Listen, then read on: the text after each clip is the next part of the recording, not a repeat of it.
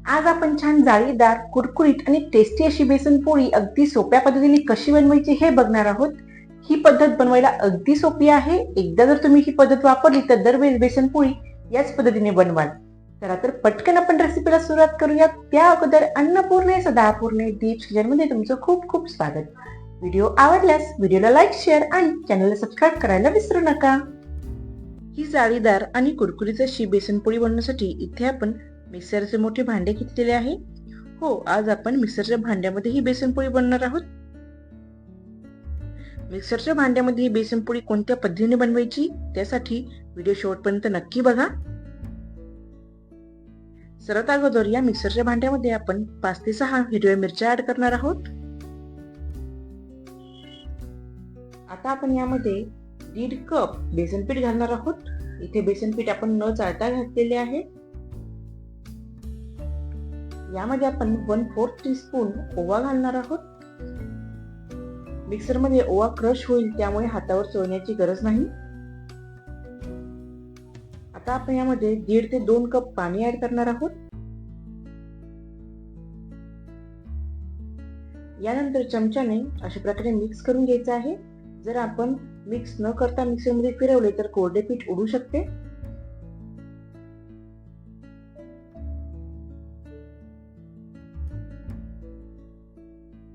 सर्व कोरडे पीठ ओले करून घेतल्यानंतर आपण यावर झाकण ठेवून मिक्सर मध्ये दळून घेणार आहोत.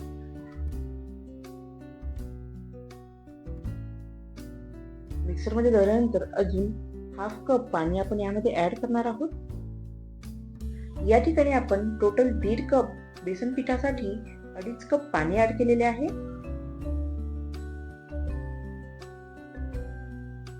बॅटरची कन्सिस्टन्सी पूर्ण कळल्यानंतरच आपण यामध्ये त्यानुसार मीठ ऍड करणार आहोत. त्यासाठी 1/2 टीस्पून मीठ मी या ठिकाणी ऍड केलेले आहे.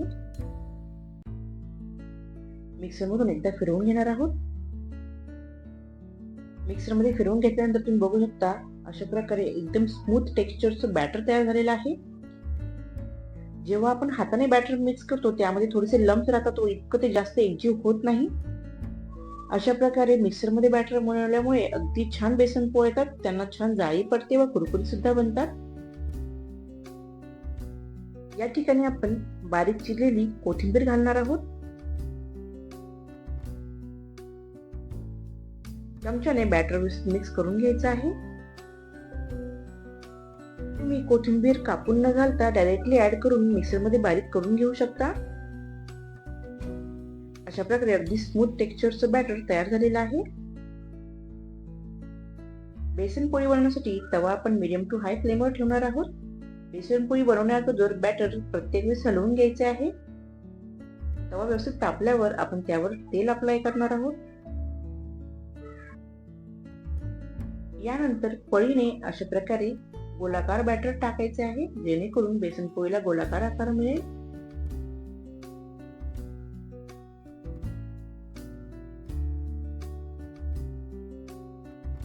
नंतर अशा प्रकारे व्यवस्थित शेप करून घ्यायचा आहे.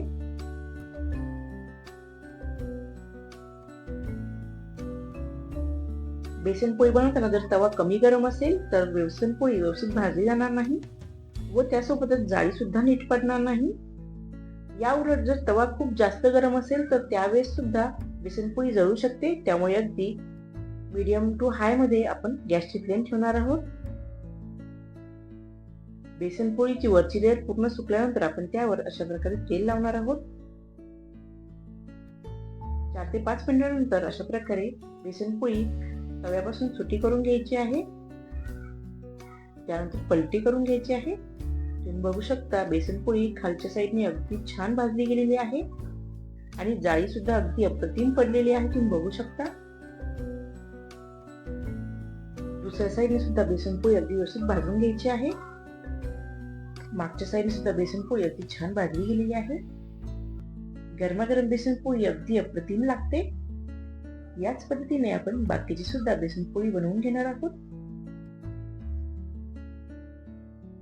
बेसनपोळीचा कलर, टेक्स्चर व थिकनेस तुम्ही बघू शकता.